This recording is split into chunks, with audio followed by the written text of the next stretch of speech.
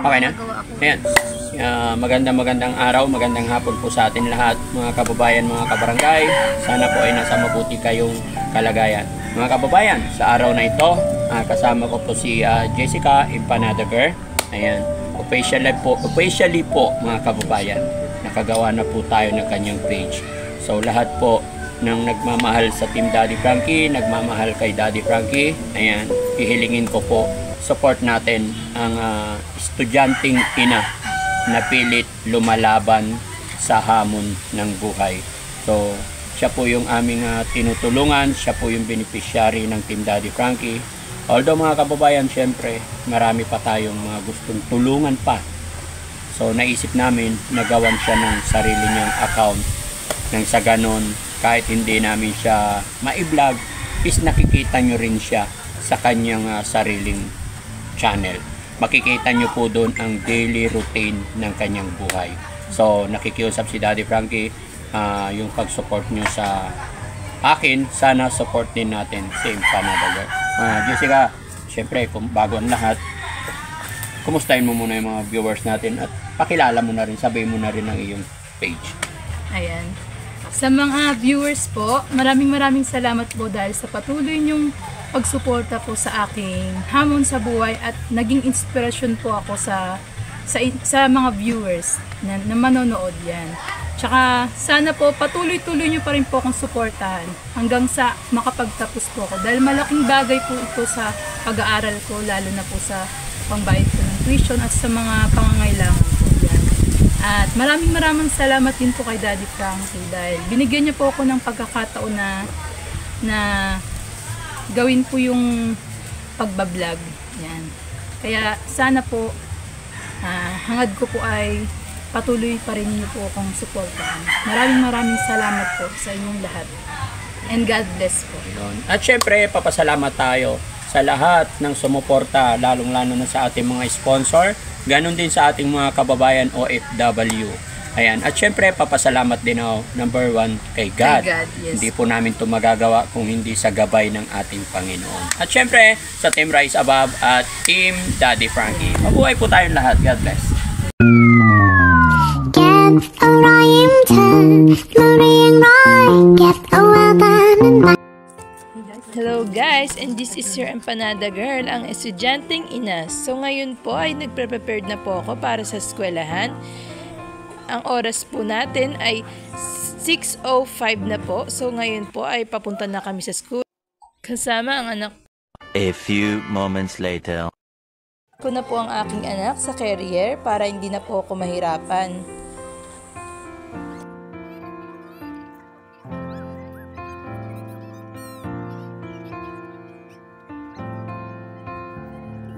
Ayan nga po, natapos ko na po siyang ilagay sa carrier. Ayan po, naghahanda na kami ngayon at para makapunta na rin po kami sa eskwelahan. Ayan, so handa na po kami. Ayan po, palabas na kami na ngayon ng bahay. So nilagyan ko muna ng sombrero si Christian at baka po mahamugan din po siya dahil 7 o'clock po in the morning pa lang po. Ayan po, palabas na kami ngayon ng gate. Ito nga po pala ang aking 2 years old na anak. Ayan na po, papunta na po tayo ngayon sa school.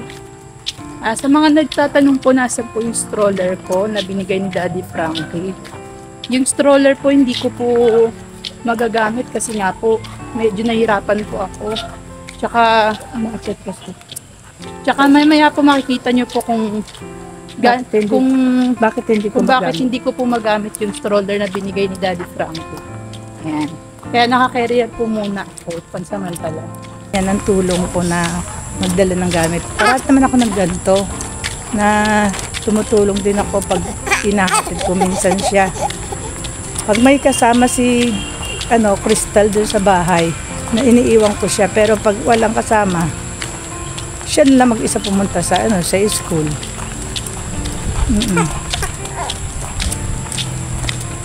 Ayan, so ngayon po, nasasaksiyan niyo po ang pagpunta namin sa eskwela. Kung gaano po talaga kahirap yung pinagdadaanan ko bilang isang estudyanteng ina. Ayan, so sa mga hindi po nakakaalam, dito po ako maangkat ng aking empanada na binibenta. At saka meron din po nadadagdag na produkto gaya po ng banana chips, tapos meron din po mga banana crunchy. Yan. Anong oras na? Tao po! Ate Ben! Ate Ben. Ayan si Ate Ben. Ate Ben, shout out! Yan ang aming ate. Shout out ka ate. Dito po ako maangkat ng empanada. Ayan. Ayan. Sige na, ilagay natin dyan. Ay, dito na lang ako ng ate. Yan. Thank you ate. Itong mani. Ito po, meron po mga nadagdag na produkto gaya po ng mani, banana chips. Yan, sa mga hindi po nakakaalam. Pero sa nabansag po sa akin, empanada girls. Yan. Po yung inaanok ng empanada. Yan. Bali yan ang dala-dala. Shout out. Shout out po sa Sige ate. Oo. Sige po. Mamaya naman ako naman mag-empanada ha. Ang dungis ko. Okay lang. Sige po ate. Sige po. Sige, bye-bye.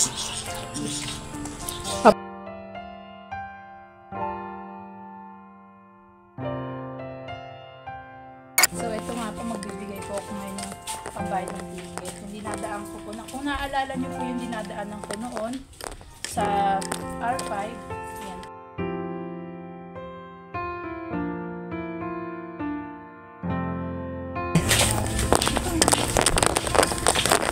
Ayan, so makikita niyo po yung pagdaan ko dito. Kung naalala niyo po, sa part 2 po, Daddy Frankie, ito po yung dinadaanan ko.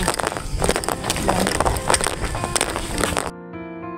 Kita nyo naman po, napakahirap po talaga ng pinagdadaanan ko bilang isang estudyanteng ina. Yan. Ang hirap po talaga umakyat lalo na pag may bata. Kaya kailangan po talagang dahan-dahan lang kasi pwede pong maaring malaglag ka once na magkamali ka sa pag-step. Tatay, pa-shout Ayan po, magbabayad po kayo. Pwede po bang ma-video po kayo? Good morning po kay sir. Dito po ako nagbabayad ng ticket papunta sa school. Ayan. Ayan, si mama po ngayon naghawak ng paninda ko po yan. Thank you po.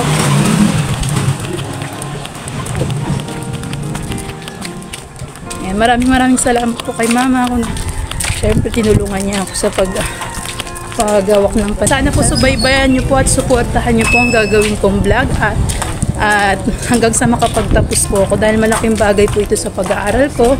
Lalong-lalo na po sa tuition fee at mga pamapamasahe at sa mga pangailangan din po ng dalawa kong anak. Yan. Thank you. Maraming salamat po. Ayan, sa mga taong walang sawang sumusuporta po sa akin. At na-inspired po sa aking storya ng buhay ko. Kami ngayon ng tricycle. Kasama si mama.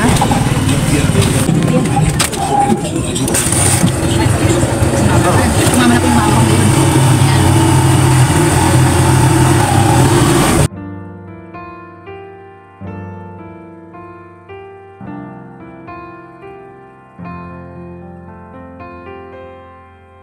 So guys, ito nga po, 7:52 na. Bali, ayan, papunta na kami sa school ngayon. Naka-tricycle, pero mamaya po maglalakad po ulit. Bali, dalawa po yung dinadaanan namin tulay. Ayan, sa mga hindi po nakakaalam.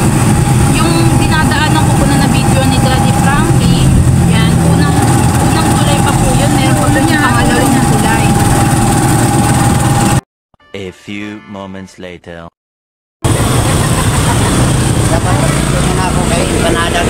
Ayan, hello po. Ay, picture, saglit lang po. Ayan, may magpapapicture nga po pala sa akin. Empanada girl.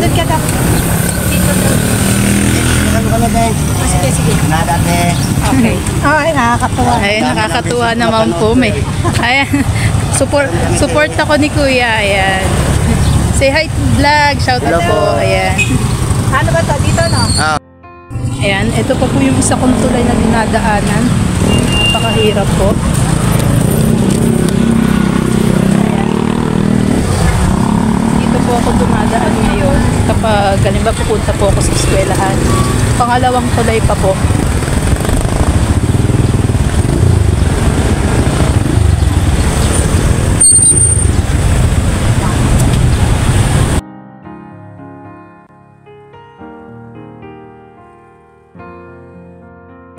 Ayan po, papunta na po ako sa school. Medyo mainit-init nga po. Ito yung anak ko, si Christian. Kasama ko po. Say hi, Christian. Diba napakahirap nga po yung dinadaanan namin. Kaya hindi po talaga kaya kung naka-stroller lang po kami. Kasi yan, magsasakay pa po ng tricycle. Tapos dalawang tulay pa po yung dadaanan namin. So, napakahirap nga po talaga ng kalagayan. May papunta na po kami ngayon sa school. Kasama ko yung anak ko. Kasama rin. Buti na lang po at tinulungan nga talaga ako ni mama na kasama yung nanay ko, magdala ng paninda ko. Yan. Pero sa school nga po, bawal na po ang talaga si mama na sumama. Ayan.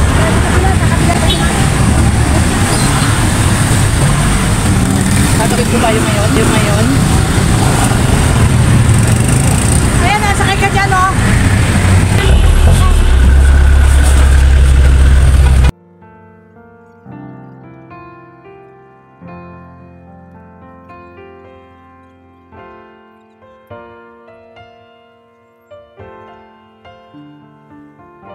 A few moments later.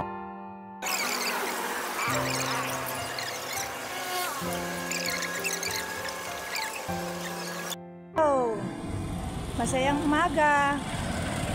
Ngayon po, hinatid ko na po siya kasama ng mga gamit niya. Kaya, nagagalit mo dito sa Aizat. Thank God at ginawan paraan ng mga tao na makilala kami sa tulong ni God. God make a way. Ang may gustong pangarap sa buhay, kaya mo si God ang bahala. Basta mangarap lang. Mangarap lang na mataas. God will make a way. Give thanks to the grateful heart. Give thanks to the grateful heart. Thank you. Pag nanay ka, bawal mapagod.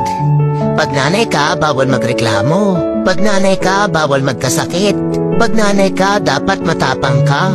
Pag nanay ka, babangon ka kahit masama yung pakiramdam mo. At mananatili kang nakangiti kahit pagod ka na. Pero makita mo lang yung ngiti ng mga anak mo. Pakiramdam mo ang lakas-lakas mo na ulit. Totoo pala talaga yung kasabihan. Anak lang talaga natin yung natatanging pahinga nating mga nanay. Kaya naman kung nanay ka at napagod ka, pahinga ka lang tapos tignan mo yung mga anak mo. Walang sukuan, nanay tayo, diba? Dapat lagi tayong malakas para sa mga anak natin. Siguro hindi mo lang naikukwento pero naisipan mo na ring sumuko. Alam mo, ramdam ko rin yan. Araw-araw nating pinagdadaanan yung salitang bawal mapagod. Hindi pwedeng tumigil kasi hindi pa tapos lahat ng kailangang gawin. Pero sabi nga nila, ang sagot sa pagod ay pahinga, hindi pagsuko. Lahat ng tao may pinaghihirapan kaya hindi malabong wala kang patutunguhan. At kahit walang nakakaalam ng mga hirap mo't nararanasan, hindi mauuwi sa wala lang ang mga tahimik mong laban. Kaya saludo ko sa mga taong nagsusumikap. Deserve mo maabot ang inyong pangarap.